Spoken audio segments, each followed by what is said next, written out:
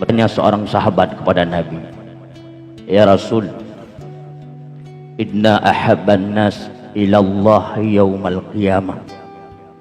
Sungguhnya siapa manusia yang paling Allah cintai pada hari kiamat? Dan sesungguhnya siapa manusia yang paling Allah benci pada hari kiamat? Maka Rasul menjawab, "Duhai sahabat, manusia yang paling Allah cintai pada hari kiamat itulah pemimpin-pemimpin yang adil. Dan ketahuilah, manusia yang paling Allah benci pada hari kiamat pula pemimpin-pemimpin yang zalim." Dalam hadis sahih Imam Bukhari, Rasul pernah bersabda, siapapun yang terpilih menjadi pemimpin tapi mereka tidak setia kepada rakyatnya, maka haram surga bagi mereka. Dalam hadis Imam Ahmad bin Hanbal, Rasul bersabda, siapapun yang jadi pemimpin lalu menipu rakyatnya, maka tempat yang paling layak dan patut baginya itulah neraka. Hadirin hadirat, guru-guru yang kami muliakan, sebenarnya ikon produk pemimpin itu seperti Umar bin Khattab radhiyallahu anhu. Beliau sosok pemimpin, namanya masih terpampang dalam sejarah Islam. Beliau sosok pemimpin yang tidak duduk di pendoponya. Setiap malam Umar bin Khattab, sahabat Rasul, beliau berkeliling meronda, ingin melihat keadaan-keadaan rakyatnya di kala itu, mendengar di balik gubuk-gubuk rakyat yang miskin. Rupanya Umar bin Khattab mendapati seorang ibu tua sedang menggoreng sesuatu. Anak-anaknya menangis seraya berkata, "Duhai ibuku, mengapa begitu lama engkau menanak nasi untukku?" Apa kata ibu tua tersebut? "Sabarlah anakku, sebentar lagi nasi ini akan masak." Rupanya anak-anaknya menangis sambil menunggu masaknya nasi yang dimasak oleh ibunya. Umar bin Khattab mengetuk pintu, memohon izin masuk.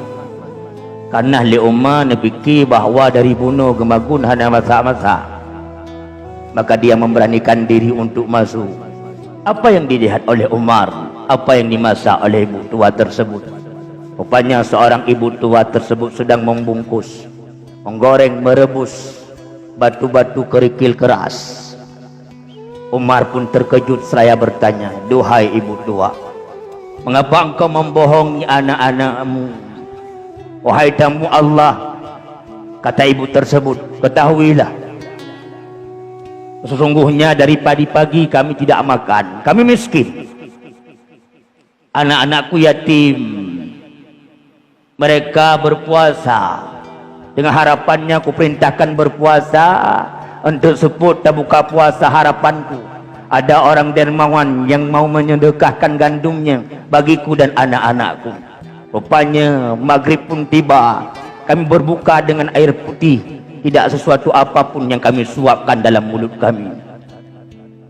Maka untuk menghibur anak-anakku yang sedang kelaparan, Tuhan pegah ba anak-anak long sabasiat, anak mutuah janjan masak bumak dagun.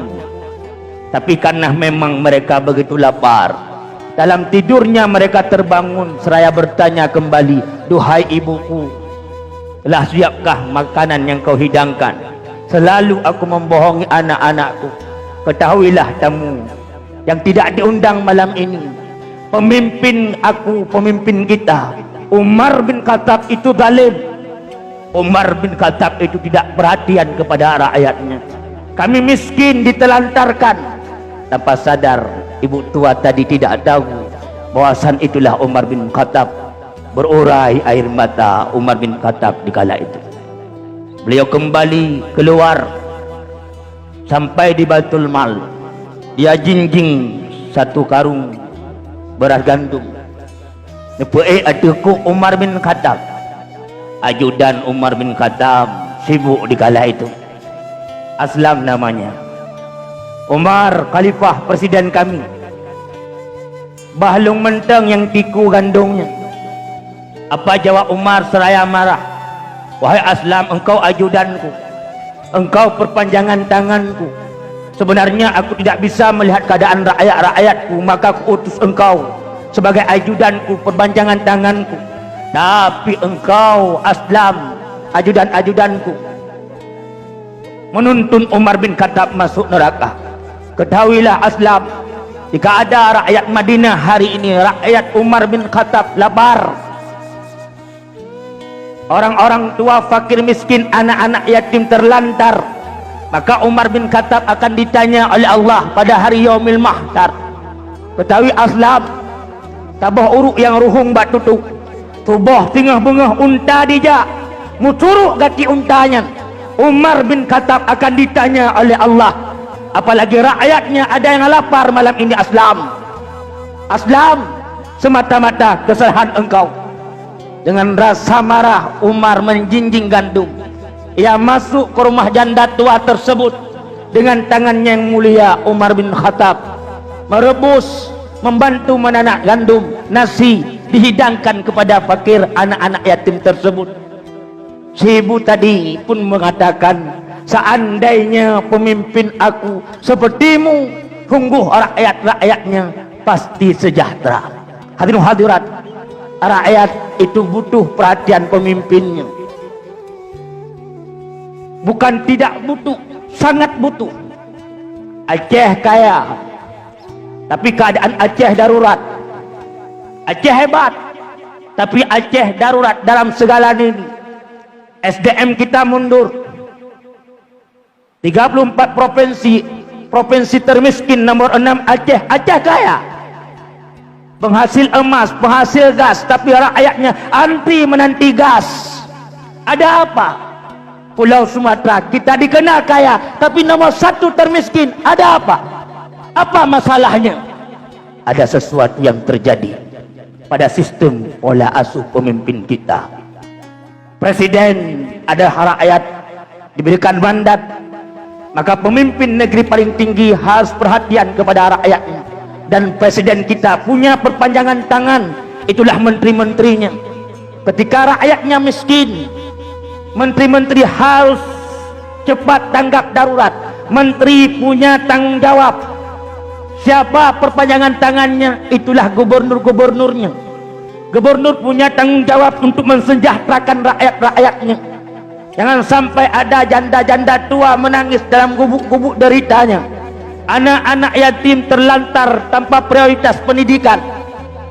Janda-janda muda seumpama Kak Nur Fadilah Aceh Timur, 8 tahun beliau lumpuh dak ada tikar. Allah nane tetek kerupuk muling untuk menghidupkan Muhammad Rizki. Gubernur punya perpanjangan tangan, itu bupati. Bupati punya perpanjangan tangan, itu geci. Geci punya perpanjangan tangan, itu lorongnya. Apakah rakyatnya tidak terdeteksi? Sejauh mana perhatian kita kepada rakyat? Kullukum ra'in, kalian semua itu pemimpin, kata Nabi.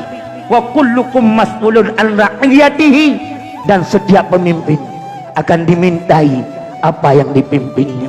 Wa allaisa li insani illa ma sa'a, dan bahwa sungguh manusia tidaklah memperoleh kecuali apa yang mereka usahakan. Wa anna sa'yahu sawfa yura, kemudian usaha mereka akan Allah perlihatkan di hadapan mereka. Jika banyak kebaikan beruntunglah, jika banyak keburukan celakalah.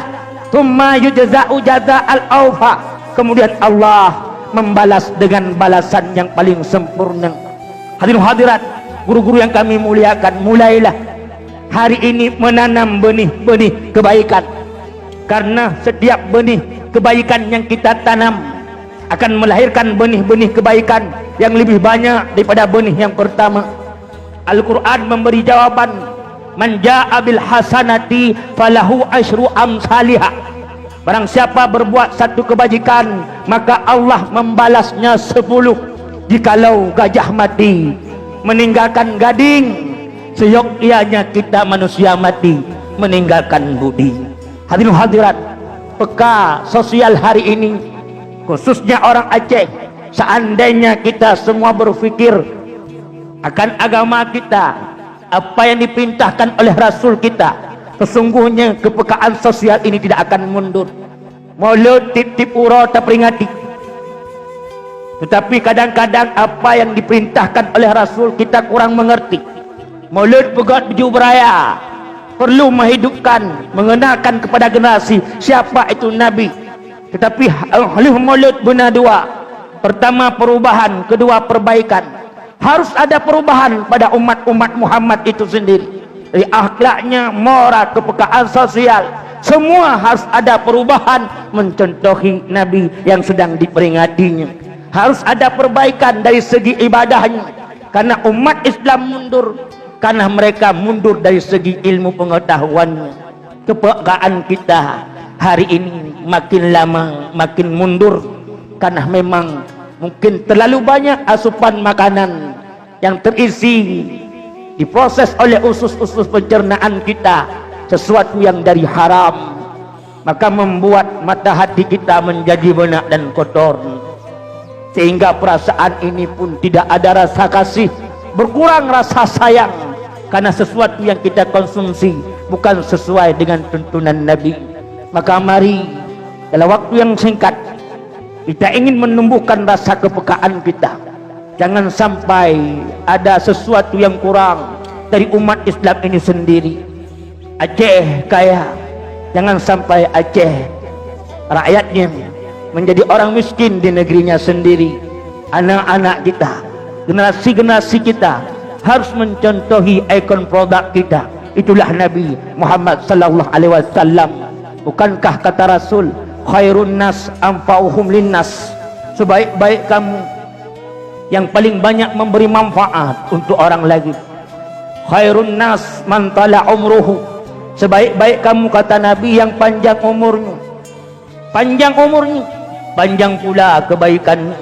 Syarrun nas man tala umruhu wa sa'a amaluhu, seburuk-buruk kamu kata Nabi, duhai umatku, panjang umurmu, panjang pula keburukanmu. Maka mari palih raja di bawah kerajaan, palih urug di bawah bangsa, palih utuh bawah senipat, palih tengku di bawah kitab. Adat mukoh rubung, hukum mukoh purih. Adat jit berangkau takung, hukum hanjit berangkau takih. Takut-takut malam jula, seput-seput mati sua. Lebih lam timakut di dalam uruk, hana setulung malaikat siksa. Kemang selanga duruh bak tangki, kemang padi wate senja. Hudip lam dunia baik melalole, ingat kemati ketanya rasa.